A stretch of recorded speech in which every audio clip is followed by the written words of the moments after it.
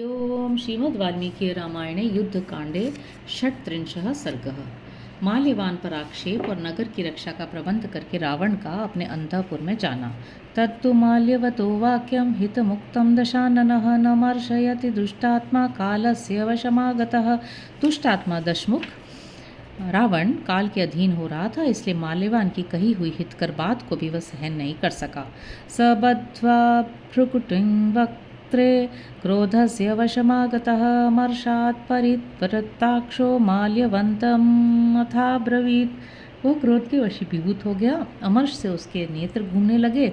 उसने बाहें टेढ़ी करके माल्यवान से कहा, हित बुद्ध्या यद हितं वच परुषमुच्यते परपक्षं प्रविश्यैव नैतच्छ्रोत्र गतं मम। तुमने शत्रु का पक्ष लेकर हित बुद्धि से जो मेरे अहित की कठोर बात कही वह पूरी तौर से मेरे कानों तक नहीं पहुंची। मानुषं कृपणं रामम् एकं शाखामृगाश्रयं समर्थं मन्यसे केन त्यक्तं पित्रावनाश्रयम्। बेचारा राम एक मनुष्य तो है जिसने सहारा लिया है कुछ बंदरों का। पिता के त्याग देने से उसने वन की शरण ली है। उसमें कौन सी ऐसी विशेषता है जिससे तुम उसे बड़ा सामर्थ्यशाली मान रहे हो।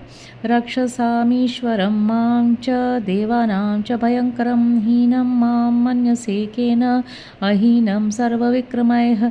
मैं राक्षसों का स्वामी तथा सभी प्रकार के पराक्रमों से संपन्न हूँ। देवताओं के मन में भी भय उत्पन्न करता हूँ। फिर किस कारण से तुम मुझे राम की अपेक्षा हीन समझते हो। वीरद्वेषेण वा शंके पक्षपातेन वा रिपोह त्वयाहं परुषाण्युक्तो परप्रोत्साहनेन वा।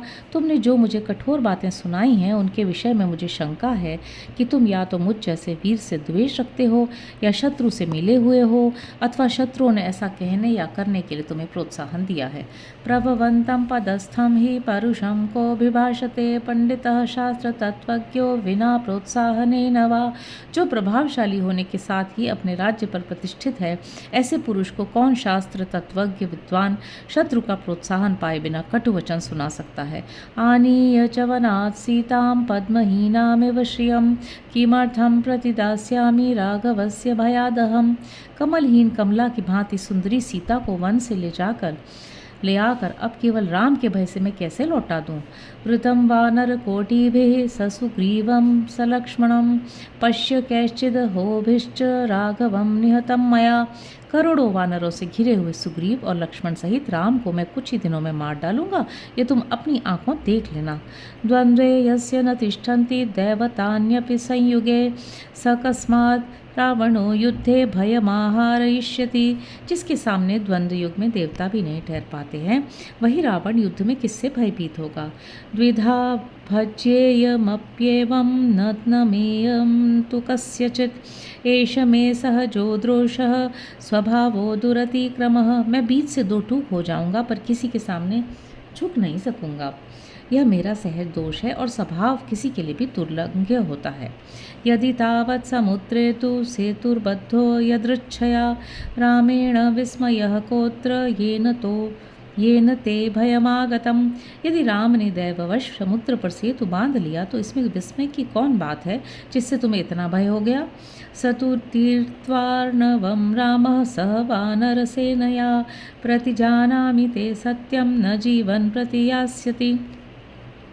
मैं तुम्हारे आगे सच्ची प्रतिज्ञा करके कहता हूँ कि समुद्र पार करके वानर सेना सहित आए हुए राम यहाँ से जीवित नहीं लौट सकेंगे।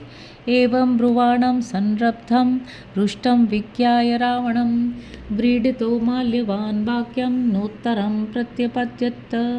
ऐसी बातें कहते हुए रावण को क्रोध से भरा हुआ एवं रुष्ट जानकर माल्यवान बहुत लज्जित हुआ और उसने कोई उत्तर नहीं दिया। जयाशिषा तु राजानं वर्धयित्वा यथोचितं माल्यवानभ्यनुज्ञातो जगाम स्वं निवेशनम। माल्यवान ने महाराज की जय हो इस विजय सूचक आशीर्वाद से राजा को यथोचित बढ़ावा दिया और उससे आज्ञा लेकर वह अपने घर चला गया। रावणस्तु सहामात्यो मंत्रयित्वा विमृश्य च लंकायास्तु तदा गुप्तिं कारयामास राक्षसः।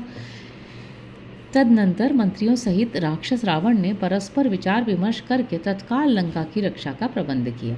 व्याधिदेश च पूर्यस्यां प्रहस्तं द्वारिरक्षसं दक्षिणस्यां महावीर्यं महापार्श्वमहोदरौ पश्चिमायामथ द्वारि पुत्रमिन्द्रजितं तदा व्याधिदेश महामायं राक्षसैर्बहुभिर्वृतम्। उसने पूर्व द्वार पर उसकी रक्षा के लिए राक्षस प्रहस्त को तैनात किया, दक्षिण द्वार पर महापराक्रमी महापार्श और महोदर को नियुक्त किया तथा पश्चिम द्वार पर अपने पुत्र इंद्रजित को रखा, जो महान मायावी था। वो बहुत से राक्षसों द्वारा घिरा हुआ था।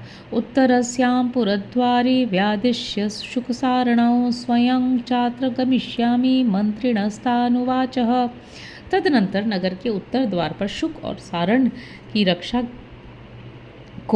रक्षा के लिए जाने की आज्ञा दे। मंत्रियों से रावण ने कहा, मैं स्वयं भी उत्तर द्वार पर जाऊंगा। राक्षसं तु विरूपाक्षं महावीर्य पराक्रमं मध्य में स्थापयत कुल में बहुभिः सह राक्षसैः। नगर के बीच की छावनी पर उसने बहुसंख्यक राक्षसों के साथ महान बल पराक्रम से संपन्न राक्षस विरूपाक्ष को स्थापित किया।